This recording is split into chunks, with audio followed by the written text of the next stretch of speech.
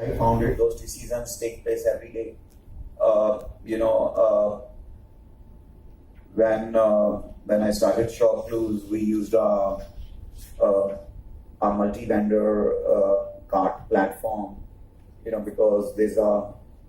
By the way, even if you are a world's best programmer, you have to keep in mind one thing is do not reinvent the wheel, right? So even like when I started Shop Clues, there were like 300 different standard card software available.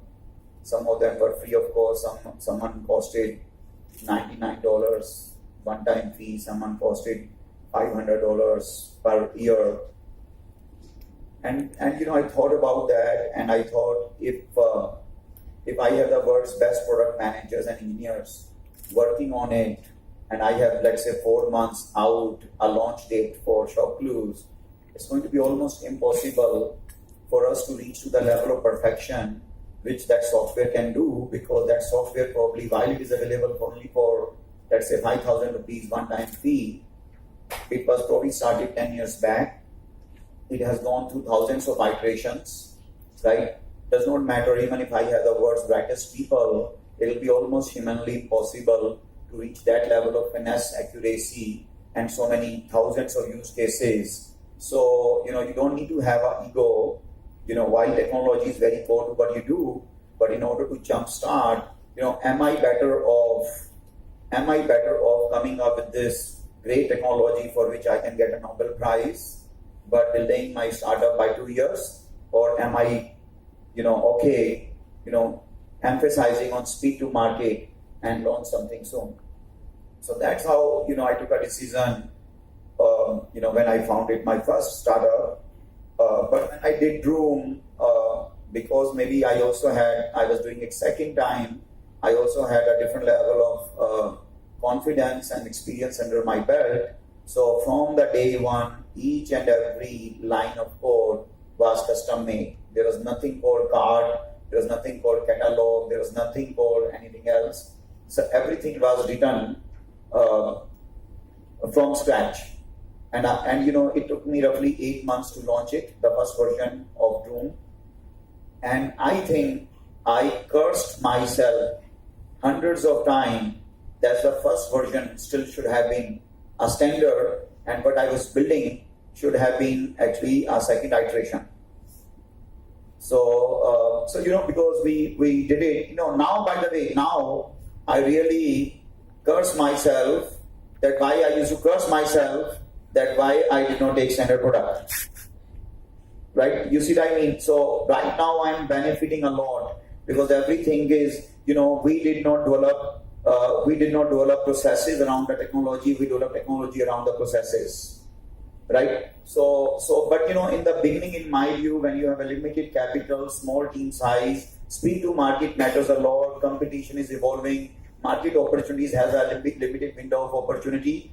That time, I think the engineering marvel does not matter. But I'll just say one more thing on this. I remember I teamed up. I was in San Francisco when I started Room, and I had this beautiful small office next to the Tesla's factory, and I teamed up with 2-3 extremely bright engineers from Stanford, artificial intelligence, and all the pedigree guys and all. And I literally told them that I have finally made up my mind that everything will be custom, but you launch a product for which you are not at all proud of. If you launch the first version and you are very proud of, you will be doing the biggest disservice to Room, because then you have delayed likely launch by several months. So I said, if the day you launch it and you'll say, Sandeep, I'm so proud, it's like this and that's not going to be the good news. So sorry for all those people who only value quality. It's not that I don't value quality, but I'm also trying to add a pragmatism. So just to sum up your question, I would say while build versus buy is a decision every day for a startup, but especially initially, if you can get something off the shelf and economic decision is very small, then no need to reinvent the wheel. Thank you. That makes a whole lot of sense. I always feel I don't think there's a rocket science in terms of the size of team, but I can say maybe a couple of things. One is you must have, you must very strongly believe in a power of prototype. As I mentioned as an answer to my previous question, if you keep on getting into this whole obsession about excellence, as a startup, you will do a biggest disservice to yourself, because speed to market is extremely important thing. And so one thing is launch something very quickly, especially with our cloud-based offerings, internet-based offerings. It's not like, I used to work with Microsoft in the corporate headquarters 15 years back in Redmond, Washington, and Microsoft would launch a new version of Windows every 3 years. And we would be very proud that every 3 years we have come up with a new version of Windows with 3,000 new features, right? And then Google became one of the biggest internet company, and they would say, we come up with a new iteration for Gmail or Chrome and so on every 6 months. And then when Facebook came, they were doing it almost on a daily basis, right? So my point is, over time as a technology and choice of technology, architecture, etc. also shift the speed to market. But the biggest thing I would say is independent of the team is power of prototype, right? And the simple example will be if you watch the movie, we all know who are the top Bollywood heroes: Shah Rukh Khan, Amir Khan, Salman Khan. You see their first movie now. You'll say, seriously, someone gave them a leading hero role? Seriously, they look like that? And no offense to them, they are very charming, and especially girls, I'm sorry if I'm hurting your sentiments, especially Salman Khan. But what I'm trying to say is power of prototype, right? Power of prototype, that is more important. So if you can go live 3 days from now with 1% team and one outside vendor, I would rather do that. So that is one thing. Second, as I mentioned previously, do not reinvent the wheel. There are a lot of things. See, think about it. In 1960s, semiconductor embedded technologies, if I am going to have a calculator type of functionality, I don't think I need to write a complete software. I can buy a chip with an embedded chip for under 50 cents. For 30 rupees, I can buy it from China and Taiwan, which can do the complete calculator function. I don't need to write the code for that. So do not reinvent the wheel. Third, I would say just in terms of team structure, look, I'll be honest with you, in both companies I have done this. As I was looking for my dream team member as a VP of engineering or as a VP of product, I did not want to compromise on that. But what I was willing to do and I did not want to compromise on a speed to market either. So what I ended up doing is I found one great vendor who will keep the ball rolling, and as I create an in-house team, I will migrate the work.